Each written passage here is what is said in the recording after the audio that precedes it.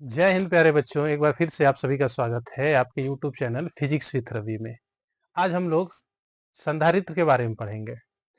आप वीडियो को यदि सब्सक्राइब नहीं किए हैं तो जल्दी से सब्सक्राइब कर लीजिए ताकि आने वाले हर एक वीडियो की नोटिफिकेशन आपको प्राप्त हो।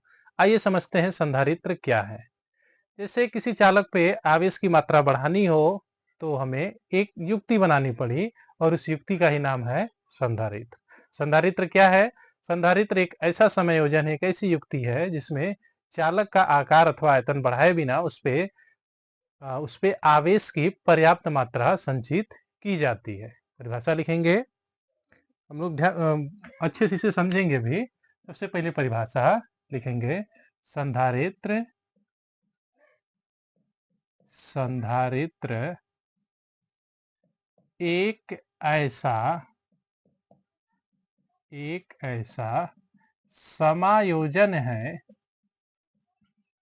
समायोजन है जिसमें जिसमें चालक का चालक का आकार बढ़ाए बिना चालक का आकार बढ़ाए बिना बढ़ाए बिना उस पर उस पर आवेश की आवेश की पर्याप्त मात्रा आवेश की पर्याप्त मात्रा संचित की जाती है संचित की जाती है। मतलब समझ में आ गया होगा कि किसी आवेश पे किसी चालक पे यदि आवेश की मात्रा बढ़ानी है तो हम लोग किसका प्रयोग करते हैं? संधारित्र का। अंग्रेजी में इसे कैपेसिटर कहते हैं। इसमें धातु की दो प्लेटें होती हैं, लिख लेंगे। इसमें इसमें धातु की धातु की दो बराबर परंतु विपरीत प्रकृति वाली विपरीत प्रकृति वाली प्रकृति वाली प्लेटें होती हैं। इसमें धातु की कितनी प्लेटें होती हैं भाई? दो, और दोनों पे बराबर परंतु विपरीत प्रकृति का आवेश होता है। विपरीत प्रकृति वाली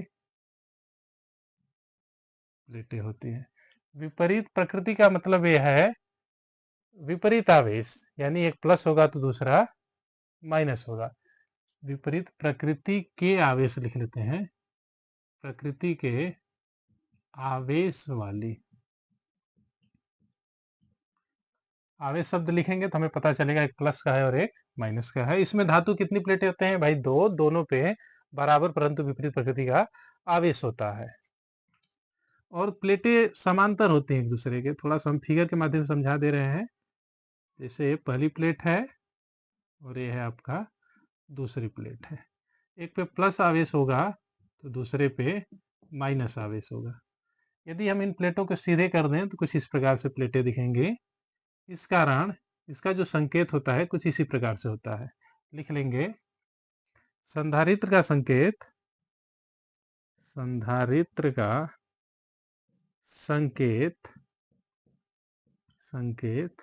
दो ठो लाइन खींचेंगे और इसको ऐसे हम लोग ऐड कर देंगे।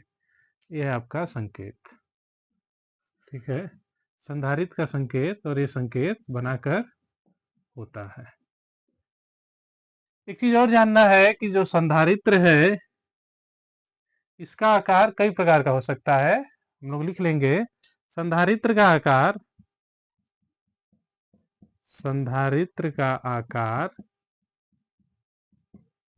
गोलाकार गोलाकार आयताकार आयताकार त्रिभुजाकार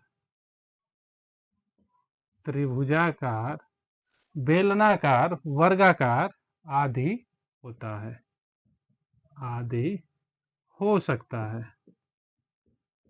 बात समझ में आई होगी। जो संधारित्र है उसका जो आकार है गोलाकार भी हो सकता है, आयताकार भी हो सकता है, त्रिभुजाकार भी हो सकता है, बेलनाकार भी हो सकता है और वर्गाकार भी हो सकता है। गोलाकार जैसे पहला गोला ये होगा और दूसरा गोला ये होगा। दोनों गोलों पे एक पे प्लस होगा और दूसरे पे माइनस होगा। आयताकार कुछ इस प्रकार से होगा।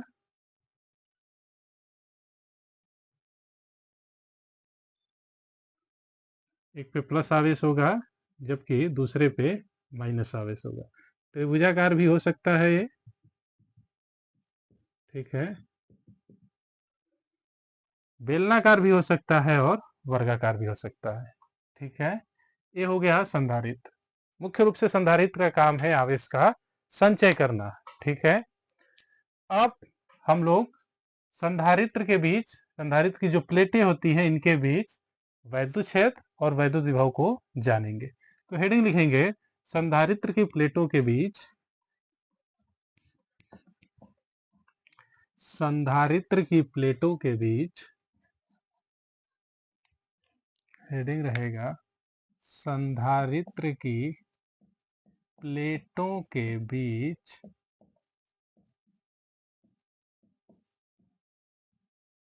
संधारित्र की प्लेटों के बीच वैद्युत क्षेत्र, वैद्युत क्षेत्र तथा वैद्युत विभव, वैद्युत क्षेत्र तथा वैद्युत विभव। हम लोग समांतर एक संधारित्र बनाएंगे और उसके बीच कितना वैद्युत क्षेत्र होता है और कितना वैद्युत विभव होता है उसको जानेंगे। तो सबसे पहले एक फिगर बनाएंगे।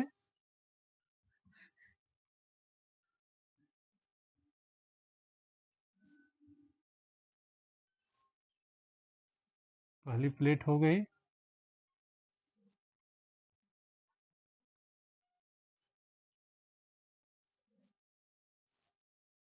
और ये आपका दूसरा प्लेट हो गया। पहले पे हमने प्लस आवेश लिया, पहले प्लेट पे प्लस आवेश होगा तो निश्चित रूप से दूसरी प्लेट पे माइनस आवेश होगा, ठीक है। आपने गॉस की प्रमेय वाले चैप्टर में पढ़ा है अनंत विस्तार की समतल प्लेट के लिए, समतल चादर के लिए वैद्युत क्षेत्र कितना होता है आपको पता है। यदि इसका वैद्युत क्षेत्र E1 हो और इसका कितना हो E2 हो, इनके बीच में आपको वैद्युत क्षेत्र निकालना है। आप जानते हो वैद्युत क्षेत्र की दिशा प्लस से दूर होती है, तो इस E1 की दिशा इस तरफ होगी और वैद्युत क्षेत्र की दिशा माइनस की ओर होती है तो E2 की दिशा इसी तरफ होगी, ठीक है। इनके बीच जो परिणामी वैद्युत क्षेत्र होगा वो निकालने के लिए हमें E1 और E2 जोड़ना होगा। तो लिखेंगे प्लेटों के बीच, प्लेटों के बीच परिणामी वैद्युत क्षेत्र, परिणामी वैद्युत क्षेत्र E बराबर होगा E1 प्लस E2। क्यों? क्योंकि दोनों की दिशा समान है, हम इसे जोड़ देंगे। और आपने गॉस वाले प्रमेय में पढ़ा है, गॉस के चैप्टर में, कि जो वैद्युत क्षेत्र होता है समांतर प्लेट संधारित्र के लिए वो होता है, ई का मान आपने निकाला था, कितना आया था, सिग्मा भाई एप्सिलॉन नॉट। और सिग्मा जानते हो क्या है, पृष्ठीय आवेश घनत्व है। सिग्मा का मान क्यू बाई ए होता है, तो यहाँ से हो जाएगा Q by A epsilon not, ठीक है। तो हम लोग रखेंगे मान, E1 का मान होगा Q upon A epsilon not और E2 का मान होगा, सॉरी यहाँ पे 2 एप्सिलॉन नॉट होता है, 2 एप्सिलॉन नॉट, ठीक है। तो यहाँ से हमें प्राप्त हो जाएगा E2 का मान Q upon 2a epsilon not. दोनों के लिए वैल्यू समान होगी। क्यों समान होगी? क्योंकि दोनों पे आवेश समान है और दोनों का क्षेत्रफल समान है और एप्सिलॉन नॉट तो कांस्टेंट है। परिभाषा में ही है कि बराबर परंतु विपरीत प्रकृति वाली आवेश होती हैं, ठीक है, प्लेटें होती हैं। यहाँ से आप निकालोगे तो Q प्लस Q कितना हो जाएगा, 2Q upon 2a epsilon not, 2 से 2 कट जाएगा तो प्लेटों के बीच वैद्युत क्षेत्र आएगा Q upon a epsilon not a। प्लेटों के बीच जो वैद्युत क्षेत्र आया वो कितना हो गया, Q upon a epsilon not. ये है संधारित्र की प्लेटों के बीच वैद्युत क्षेत्र। अब हम लोगों को निकालना है वैद्युत विभव। चूंकि आप जानते हो, चूंकि वैद्युत क्षेत्र E बराबर होता है V इंटू सॉरी V बराबर होता है E इंटू आर। कैसे होता है इसको हम लोग सबसे पहले समझेंगे, क्योंकि आगे आने वाले चैप्टरों में इसका हमें जरूरत पड़ेगा। तो देखते हैं कैसे होता है। लिखा है V बराबर E इंटू आर। V का फार्मूला आप जानते हो, यही समझा रहे हैं। V बराबर हमने लिखा है E इंटू आर। V का फार्मूला होता है 1/4 pi epsilon 0 Q by R. ठीक है, जबकि E का फार्मूला होता है 1/4 pi epsilon 0 Q upon R square, और ये वाला इंटू आर। यहाँ पे एक आर से एक आर कट जाएगा, तो हमें मिलेगा 1/4 pi epsilon 0 Q upon R. देख रहे हो, जितना लेफ्ट में है उतना ही राइट में है। अंतर इतना होता है कि V के फार्मूले में Q बाई आर होता है, जबकि E के फार्मूले में Q बाई आर स्क्वायर होता है। इस आर स्क्वायर को एक ठो कम करने के लिए हम लोग ऊपर आर का मल्टीप्लाई कर देते हैं। जैसे आर का मल्टीप्लाई करते हैं V के रूप में हमें प्राप्त हो जाता है। इस स्थिति में हम लोग इनके बीच की जो दूरी है वो आर न मान के हम लोग स्मॉल डी मानते हैं। कितना मानते हैं? डी। तो यहाँ से हम लोग आर की जगह कितना रखेंगे? डी। हमें प्राप्त होगा V बराबर E इंटू डी। वैल्यू रख देंगे तो हमें मिलेगा विभव मिलेगा E का मान Q A epsilon not into D, अर्थात V का फार्मूला हमें प्राप्त हो गया Q D upon A epsilon not. ठीक है, ये दोनों जो फार्मूले आए हैं वैद्युत विभव और वैद्युत क्षेत्र के, ये तब के लिए है जब इनके बीच निर्वात या वायु हो। क्या हो भाई? निर्वात या वायु हो। यदि इनके बीच कोई माध्यम होता है तब हम लोग एप्सिलॉन नॉट के साथ परावैद्युतांक के रख लेते हैं। तो यही नीचे हम लिख भी लेंगे। नीचे लिखेंगे, यदि यदि प्लेटों के बीच के परावैद्युतांक वाला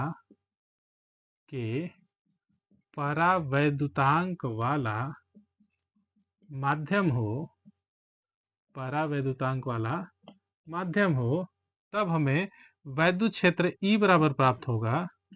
वैद्युत क्षेत्र E बराबर प्राप्त होगा, कितना हो जाएगा?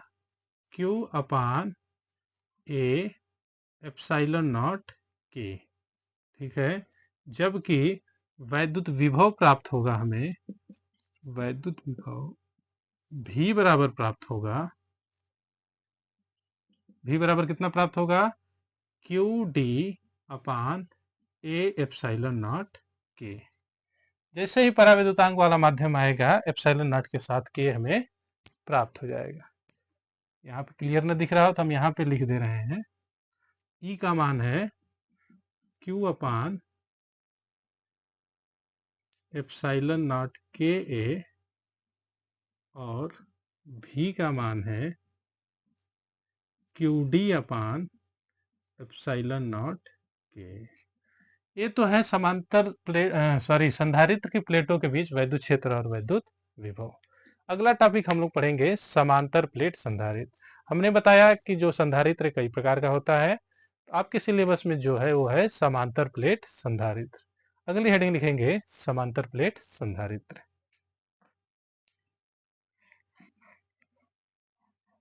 बहुत ही महत्वपूर्ण हेडिंग है, आप इसे ध्यान से देखेंगे और समझेंगे।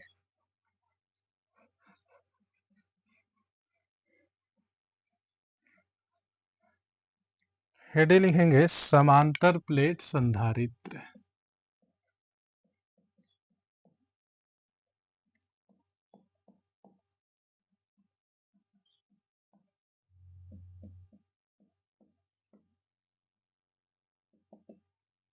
समांतर प्लेट संधारित्र क्या होगा? इसमें आपको पता ही है कि संधारित्र का मतलब दो प्लेटें होंगी, और लिख दिया है समांतर प्लेट तो दोनों प्लेटें समांतर होंगी। इसका हम फिगर बना दे रहे हैं, आप फिगर से समझ जाओगे। वही वाला फिगर है जो अभी आपने बनाया था, ये वाला फिगर है।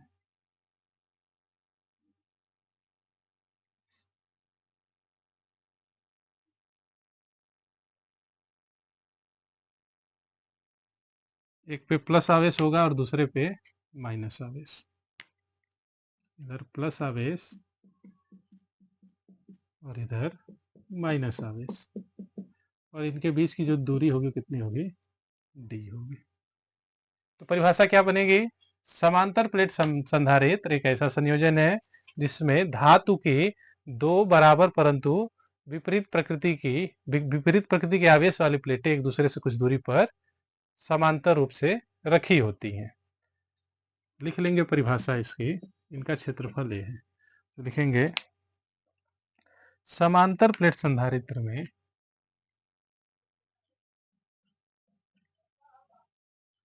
समांतर प्लेट संधारित्र में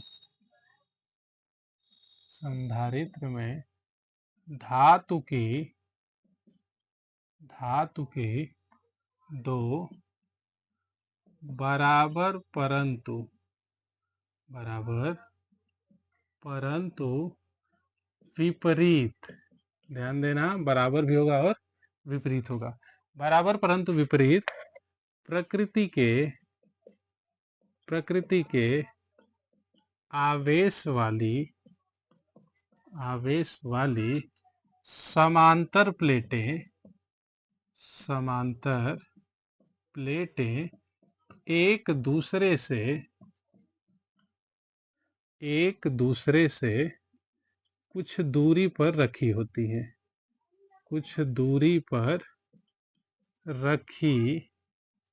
हैं, ठीक है।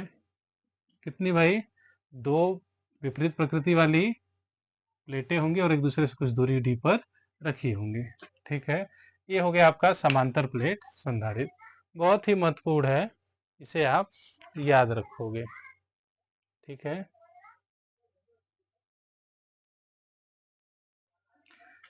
कभी कभी इसे आप फिगर में यहाँ से इसे धरती से जोड़ देता है और इसे को भी जोड़ देता है, तो आपको घबराना नहीं है, फिगर ये वाला भी सही है और ये वाला भी सही है, ज्यादा बेहतर ये वाला होगा, ठीक है।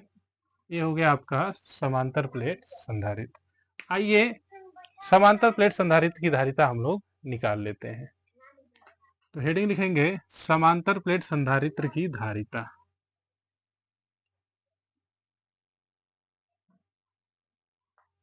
समांतर प्लेट संधारित्र की धारिता, फिगर यही रहेगा, इसका प्लेटों का क्षेत्रफल हमने ए लिख दिया है। फिगर के बारे में लिख लेंगे, माना धातु की दो समांतर प्लेटें हैं, लिखेंगे माना धातु की दो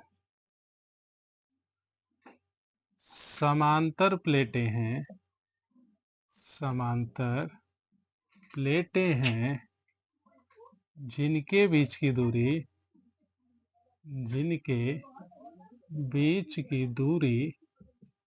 डी है। कितनी है भाई, डी है। इन पर बराबर व विपरीत आवेश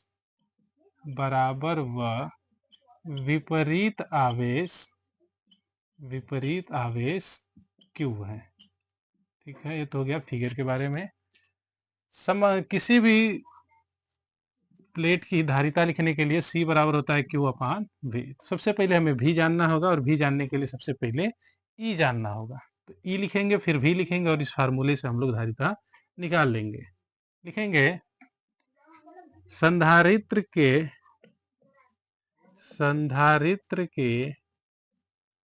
प्लेटों के बीच वैद्युत क्षेत्र E बराबर, अभी हमने निकाला Q upon A epsilon not. अब हम लोग वैद्युत विभव निकाल लेंगे, तब वैद्युत विभव V बराबर E इंटू डी से हमें मिलेगा V बराबर Q D upon A epsilon not. अब हमें V प्राप्त हो गया, तो हम लोग इसकी धारिता C निकालेंगे। कहेंगे अतः अतः समांतर प्लेट संधारित्र की धारिता C बराबर Q अपान V से, C बराबर Q अपान V से कितना प्राप्त हो जाएगा? हम लोग V का मान रख देंगे तो हमें मिलेगा C बराबर Q अपान V का मान कितना है? Q D upon A epsilon not. Q से Q कैंसिल हो जाएगा, A एप्सिलॉन नॉट नीचे से ऊपर चला जाएगा तो C बराबर प्राप्त होगा A एप्सिलॉन नॉट D। यही है समांतर प्लेट संधारित्र की धारिता। ये धारिता तब है जब प्लेटों के बीच निर्वात या वायु हो। क्या हो भाई? निर्वात या वायु हो। यदि प्लेटों के बीच परावैद्युत पदार्थ भर दिया जाएगा तो एप्सिलॉन नॉट के साथ K आ जाएगा। बगल में लिख दे रहे हैं हम, यहाँ चाहो तो लिख ले C निर्वात, लिखेंगे K परावैद्युतांक वाले माध्यम के लिए, के परावैद्युतांक वाले माध्यम के लिए धारिता C बराबर होगा A epsilon not K upon D। यही है आपका समांतर प्लेट संधारित्र की धारिता। तो बच्चों आज के वीडियो में इतना ही। अगले वीडियो में हम लोग प्लेटों के बीच परावैद्युत पदार्थ आंशिक रूप से भर के हम लोग उसकी धारिता निकालेंगे। आप वीडियो को ज़्यादा से ज़्यादा लाइक शेयर सब्सक्राइब करें। मिलते हैं अगले वीडियो में। धन्यवाद।